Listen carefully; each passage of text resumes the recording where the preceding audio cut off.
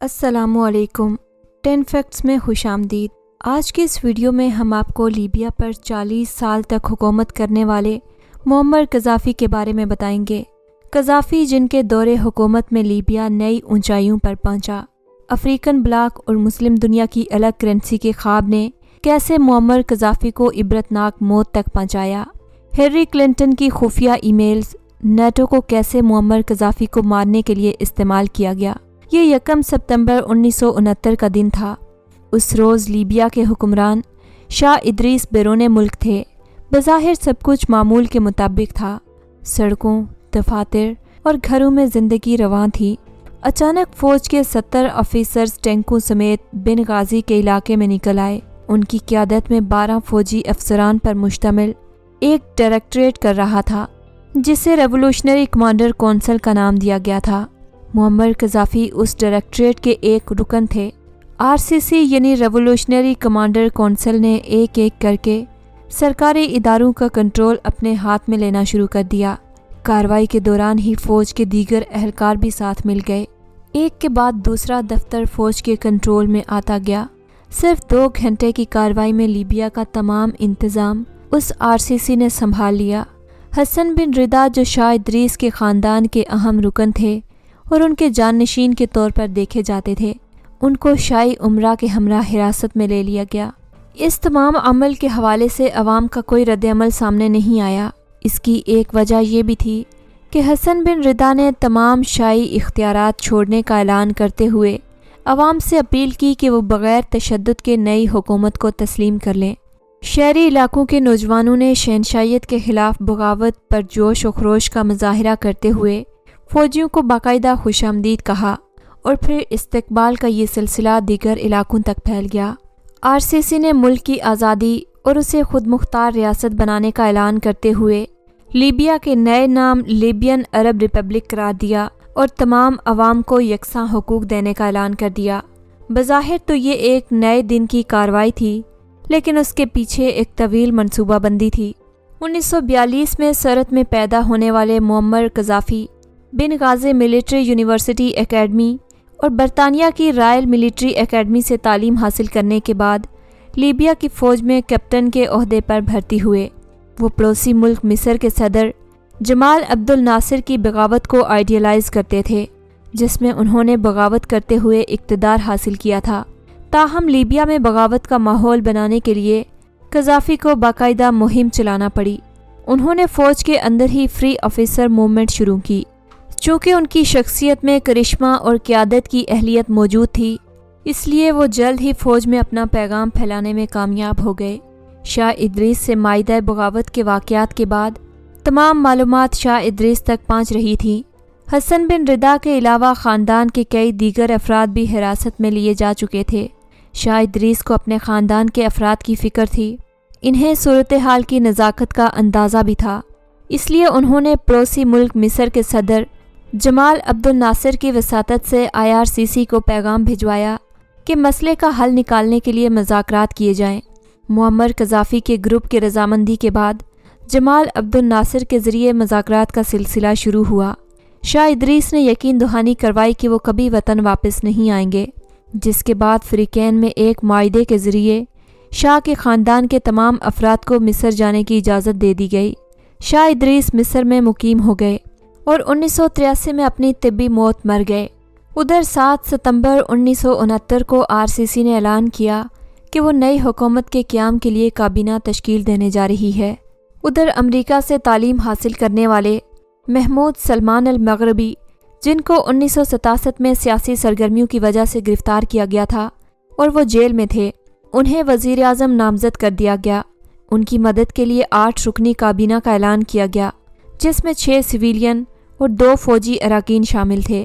اگلے روز کابینہ کو ہدایات جاری کی گئی کہ RCC کی تجویز کردہ سفارشات پر عمل کرتے ہوئے ریاستی پالیسی بنائی جائے، اور انہی میں سے ایک سفارش یہ بھی تھی کہ کیپٹن معمر قذافی کو کرنل کے عہدے پر ترقی دیتے ہوئے لیبیا کا کمانڈر ان چیف بنایا جائے۔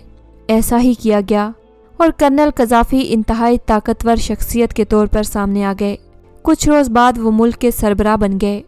قذافی 42 برس تک اس عہدے پر قائم رہے اور اس دوران انہوں نے مختلف ادوار کے دوران مختلف نظام کار اپنائے۔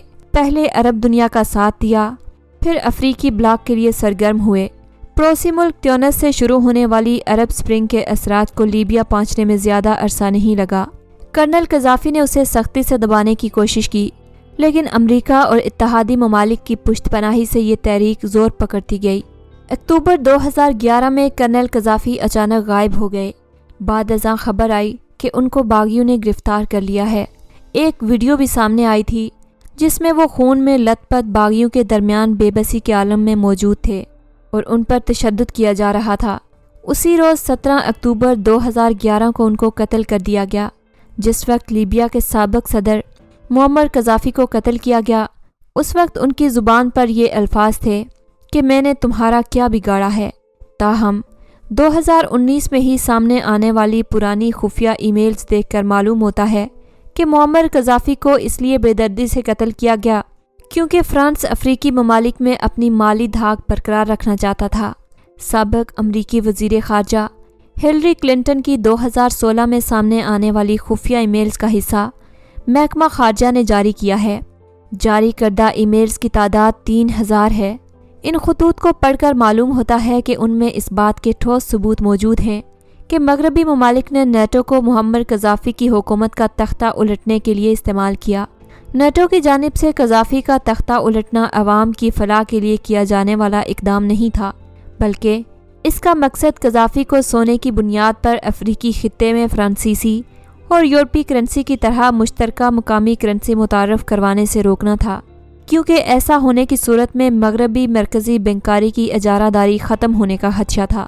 اپریل 2011 میں ہلری کلنٹن نے ان کے مشیر اور ان کے دیرینہ ساتھی سڈنی بلومینتھل نے فرانس کا کلائنٹ اور قذافی کا سونا کے عنوان سے ایک ای میل بھیجی جس میں واضح طور پر مغربی ممالک کے بے ایمانہ اداروں کا احاطہ کیا گیا تھا۔ ای میل میں لکھا تھا کہ فرانس کی قیادت میں نیٹو افواج نے لیبیا میں کارروائی شروع کی ہے، جس کا بنیادی مقصد لیبیا کے تیل کا زیادہ سے زیادہ حصہ حاصل کرنا اور ساتھ ہی قذافی کے اس دیرینہ منصوبے کو ناکام بنانا تھا، جس کے تحت وہ افریقہ میں فرانس کے زیر غلبہ علاقوں میں اپنا غلبہ قائم کرنا چاہتے ہیں۔ ای میل میں سابق فرانسیسی صدر نکولس سرکوزی کو لیبیا پر حملہ کرنے کے خواہش مندوں میں سر فہرست بتایا گیا۔ اس ای میل میں 5 بنیادی مقاصد ذہن میں رکھنے کے لیے کہا گیا: لیبیا کا تیل حاصل کرنا، خطے میں فرانس کا اثر رسوخ برقرار رکھنا، ملک میں داخلی سطح پر نکولس سرکوزی کے ساکھ بہتر کرنا، فرانسیسی عسکری قوت کو اجاگر کرنا اور قذافی کے افریقی خطے میں اثر رسوخ بڑھانے کو روکنا۔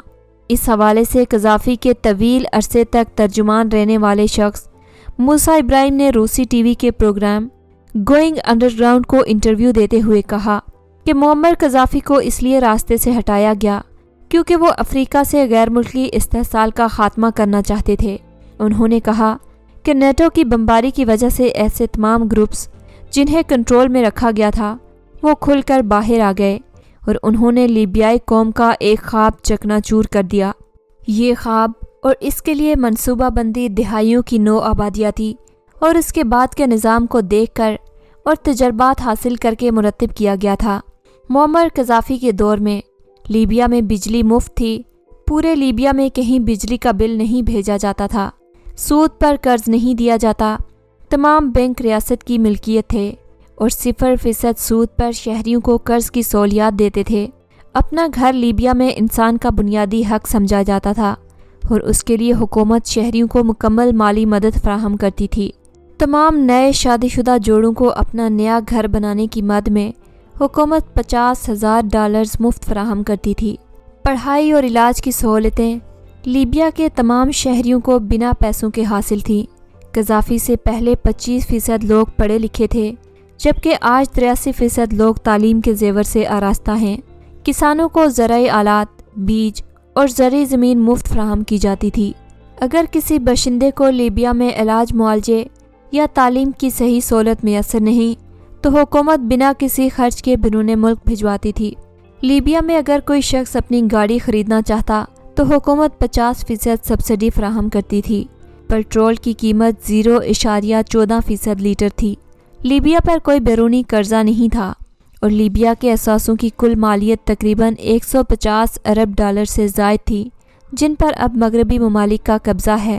اگر کوئی باشندہ گریجویشن کرنے کے بعد بھی نوکری حاصل نہیں کر پائے تو حکومت اسے اس کی تعلیمی استعداد کے مطابق مفت تنخواہ ادا کرتی تھی، تا وقت یہ کہ اس باشندے کی ملازمت لگ جائے۔ ملک کے تیل سے حاصل ہونے والی آمدنی کا ایک مخصوص حصہ تمام لیبیائی باشندوں کے بینک اکاؤنٹوں میں جمع کروا دیا جاتا تھا۔ ماں کو ہر بچے کی پیدائش پر حکومت کی طرف سے 5000 ڈالرز مفت فراہم کیے جاتے تھے۔ قذافی نے ملک کی صحرائی آبادیوں کے پیش نظر دنیا کا سب سے بڑا مصنوعی دریا بنانے کا پروجیکٹ بھی شروع کیا تھا، تاکہ پورے ملک میں صاف پانی کی فراہمی یقینی بنائی جا سکے۔ یہ ان مظالم میں سے کچھ کی تفصیل ہے جو قذافی نامی ڈکٹیٹر نے لیبیا کی عوام پر ڈھائے۔ ان مظالم کے علاوہ قذافی نے 3 بہت بڑے گناہ اور بھی کیے تھے۔ پہلا، کہ پاکستان کو ایٹمی پروگرام کے لیے 100 ملین ڈالر کی رقم اس وقت فراہم کی جب پاکستان پر ہر طرح کی پابندیاں تھیں۔